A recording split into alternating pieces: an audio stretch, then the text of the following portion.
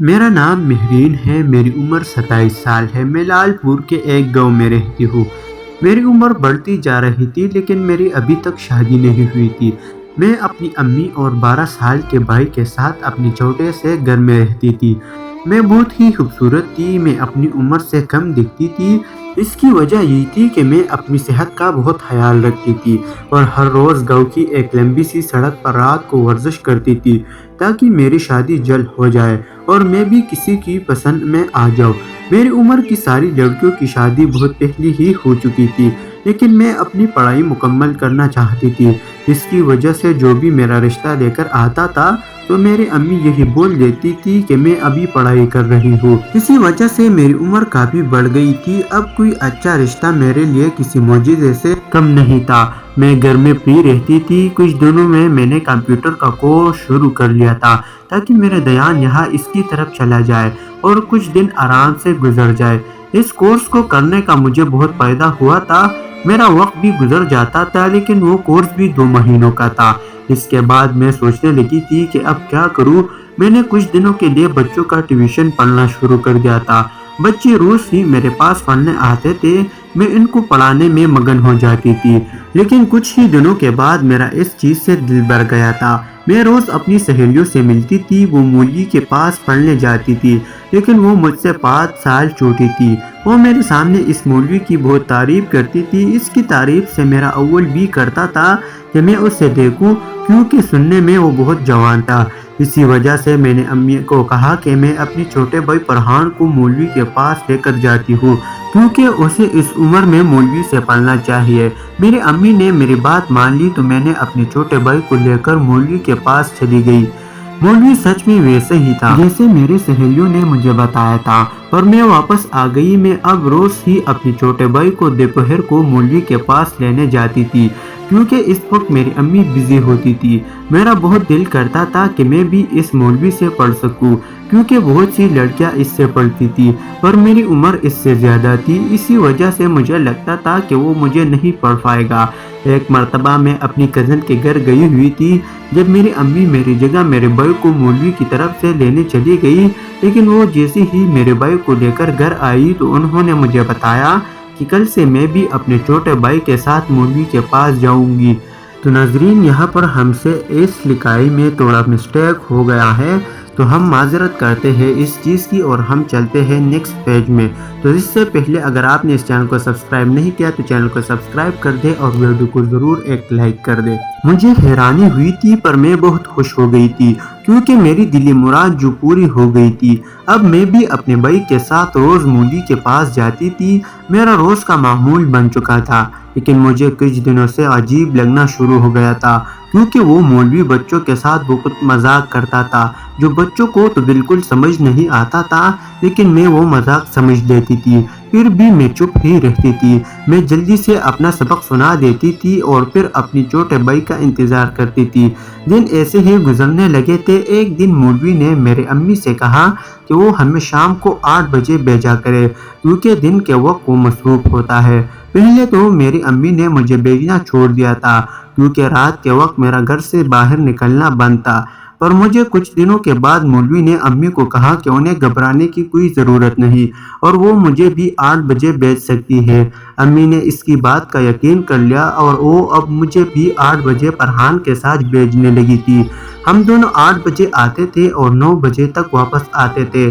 فرحان کو سبق لیٹ یاد ہوتا تھا اس لیے مجھے اس کی انتظار کرنی پڑتی تھی۔ باقی سب لوگ بھی چلے جاتے تھے اور میں اکیلی اس کا انتظار کرنے لگتی تھی۔ ایک دن مولوی نے مجھے اپنے پاس بلوایا اور کہنے لگا کہ اسے مجھ سے ایک بات کرنی ہے اس لیے میں اس کے روم میں آؤں۔ میرا بھائی اس وقت سبق یاد کر رہا تھا۔ میں اندر اس کے روم میں چلی گئی۔ جب اس نے مجھے اپنے پاس بیٹھنے کا کہا میں پہلے تو حیران ہوئی کہ وہ کیا چاہتا ہے لیکن پھر میں بھی اس کے پاس چلی گئی تھی۔ وہ مجھے گور کر دیکھنے لگا تھا۔ میں اس وقت بہت پچھتاتی تھی کہ کاش میں نے وہ سوٹ اس دن نہ پہنا ہوتا کیونکہ وہ سوٹ بہت فٹنگ میں تھا۔ میں نے جلدی سے اپنا دوپٹہ سیٹ کر لیا تھا اور فوراً باہر نکل آئی تھی۔ مجھے اب اس مولوی سے ڈر لگنے لگا تھا۔ میں نے جلدی سے اپنے چھوٹے بھائی کو ساتھ لیا اور وہاں سے واپس جانے لگی تھی۔ میری ذہن میں وہی سین چل رہا تھا۔ مجھے رات کو سکون کی نیند بھی نہیں آتی تھی۔ میں نے شک کا سانس لیا تھا کہ میں کسی مصیبت میں نہیں پڑنے۔ میں نے فیصلہ کر لیا تھا کہ اب میں مولوی سے نہیں پڑھوں گی، کیونکہ میری ابھی شادی ہونے والی تھی، اس لیے مجھے اپنی حفاظت کرنی تھی۔ لیکن میری امی کو اس بات کا علم نہیں تھا اور میں ابھی نہیں بتا سکتی۔ جب ہی وہ مجھے زبردستی مولوی سے پڑھنے کے لیے بھیجتی تھی، میں اب جلدی سے سبق سنا کر واپس آ جاتی تھی اور اپنے بھائی کا انتظار بھی نہیں کرتی تھی۔ دن ایسے ہی گزرنے لگے تھے۔ ایک دن میری امی کو کسی کی شادی میں جانا تھا، اس لیے وہ میرے چھوٹے بھائی کے ساتھ شادی پر چلی گئی اور انہوں نے مجھے مولوی سے پڑھنے کے لیے بھیج دیا تھا۔ میں اس دن کافی پریشان ہوئی، لیکن میرے پاس اور کوئی چارہ نہ تھا۔ جب ہی میں بھی مولوی سے پڑھنے چلی گئی۔ شام کا وقت تھا، سب بچے باری باری پڑھ کر چلے گئے اور مولوی نے مجھ سے کوئی سبق نہیں سننا تھا۔ میں بہت ہی حیران ہوئی تھی۔ میں جب بھی اس کو سنانے کے لیے جاتی تو وہ مجھے پھر سے لائن میں لگا دیتی تھی۔ سب بچے سبق سنا کر واپس گھر چلے گئے اور اب صرف میں ہی رہ گئی تھی۔ جب مولوی صاحب نے مجھے اپنے روم میں بلوایا، میں بھی ان کے بات مان کر ان کے پیچھے چلی گئی تھی، کیونکہ ہر بار ویسے بھی سردی تھی۔ لیکن میری یہ حرکت میری سب سے بڑی غلطی ثابت ہوئی تھی، کیونکہ اس کے بعد جو ہوا تھا وہ میری زندگی کا سب سے برا خواب تھا۔ میرے وہم و گمان میں بھی نہیں تھا کہ وہ مولوی میرے ساتھ کچھ ایسا کرے گا۔ اس نے مجھے زبردستی وہ سب کرنے کا کہا تھا جو میں بالکل بھی نہیں جانتی تھی۔ میں نے اس سے دور ہونا چاہا، پر وہ مجھے کہنے لگا کہ اگر میں نے یہ سب نہ کیا تو وہ مجھے گھر نہیں جانے دے گا۔ میں بھی اب پھنس چکی تھی۔ اگر میں اس رات گھر نہ جاتی تو میرے محلے میں میری بدنامی کی خبر پھیل جانی تھی۔ میں نے اس مولوی سے کہا کہ مجھے چھوڑ دو، مجھے گندا نہ کرے۔ میں اب تک اس چیز سے بچی ہوئی تھی، کیونکہ اس سب کا حق ایک ہی انسان کو تھا جس نے میری زندگی میں آنا تھا، اور مولوی کی آنکھوں میں مجھے دیکھ کر چمک اور بھی گہری ہو گئی تھی۔ میں نے چلانا شروع کر دیا تھا، لیکن اس گھر میں مولوی اور میرے علاوہ اور کوئی بھی نہ تھا۔ میں نے دل میں سوچا تھا کہ کاش میرا بھائی آج میرے ساتھ ہوتا تو یہ سب بالکل بھی نہ ہوتا۔ میں نے اس کے گھر سے بھاگنے کی کوشش کی، لیکن اس نے مجھے دوبارہ پکڑ کر گھسیٹ دیا تھا۔ میں اب پوری طرح اس کی رحم و کرم پر تھی۔ میں نے غصے میں آ کر اس کے منہ پر ایک تھپڑ لگایا تھا۔ اس حرکت سے وہ مولوی بہت غصہ ہوا تھا۔ جب ہی اس نے مجھے بیڈ پر دھکا دیا تھا، میں نے بہت چیخ و پکار کی تھی، پر اس رات کوئی بھی مجھے بچانے والا نہیں تھا۔ مولوی نے جی بھر کر اپنی ہوش پوری تھی اور میری پرواہ کیے بغیر اس نے مجھے گندا کیا تھا۔ کچھ دیر کے بعد وہ تھک گیا تو مجھے بھی بھاگنے کی ہمت ملی تھی، پر مجھ سے چلنا محال تھا۔ میں فوراً ہی اپنے گھر کی طرف بھاگی تھی۔ رات کے 11 بج رہے تھے۔ مجھے لگ رہا تھا کہ میری امی واپس آ گئی ہوں گی، لیکن میں جیسے ہی گھر گئی تو گھر میں کوئی بھی موجود نہیں تھی۔ میں نے جلدی سے پانی پیا اور اپنا سانس بحال کیا۔ میری حالت بہت خراب ہو گئی تھی۔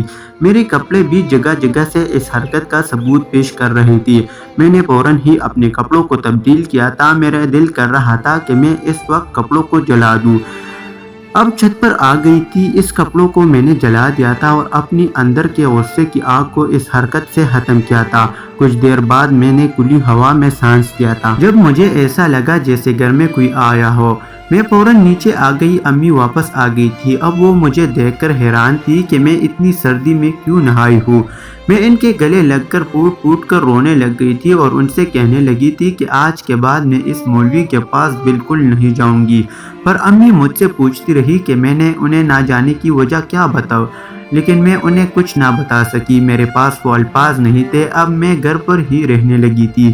اس بات کو 1 سال گزر چکا تھا۔ 1 سال کے بعد میری ایک بہت اچھی جگہ منگنی ہو گئی تھی اور کچھ ہی عرصے کے بعد میری شادی بھی ہونے والی تھی، پر میں وہ رات چاہ کر بھی نہیں بلا رہی تھی۔ مجھے ڈر تھا کہ اگر میرے ہونے والے شوہر کو پتہ چل گیا کہ میرے ساتھ پہلے سے سب کچھ ہو چکا ہے تو میری زندگی برباد ہو جائے گی۔ لیکن میں نے بھروسہ کیا اور شادی کی تیاریاں شروع کی۔ کچھ عرصے کے بعد مجھے اس مولوی کے بارے میں خبر ملی کہ اس کو کسی جرم کی وجہ سے پکڑا جا چکا ہے۔ میں اس خبر پر بہت ہی خوش ہوئی تھی۔ مجھے بھی سکون مل گیا تھا۔ اب مجھے پتہ چلا تھا کہ اس نے میرے علاوہ بھی کافی لڑکیوں کو نشانہ بنایا تھا اور ان کے ساتھ زبردستی کی تھی۔ کسی لڑکی نے اس کو پولیس کے حوالے کیا تھا۔ میری یہی کوشش تھی کہ اس مولوی کو سخت سے سخت سزا ہوتا کہ آئندہ کسی کو بھی یہ سب کرنے کی ہمت نہ ہو۔ دن ایسے ہی گزرنے لگے تھے۔ میری شادی کے دن بھی قریب آ رہے تھے۔ اب میں پچھلا سب کچھ بھول کر آگے بڑھنا چاہتی تھی اور ایسا ہی ہوا تھا۔ میرے آگے والی زندگی خوشیوں سے بھری ہوئی تھی۔ تو ناظرین، ہم سے اس ویڈیو میں ایک جگہ پر مسٹیک ہوا تھا جو کہ ہم نے آپ لوگوں کو بتا دیا، تو اس کے لیے ہم معذرت چاہتے ہیں آپ لوگوں سے، اور ایک ساتھ ہی آپ لوگوں کو نیچے ڈسکرپشن میں ایک چینل کا لنک مل جائے گا، آپ لوگ اس کو بھی سبسکرائب کر سکتے ہو اور اس ویڈیو کو بھی دیکھ سکتے ہو، کیونکہ وہ ویڈیو اس سے بھی زیادہ سٹرونگ ہوتے ہیں۔ تو ملتے ہیں نیکسٹ ویڈیو میں، تب کے لیے والسلام۔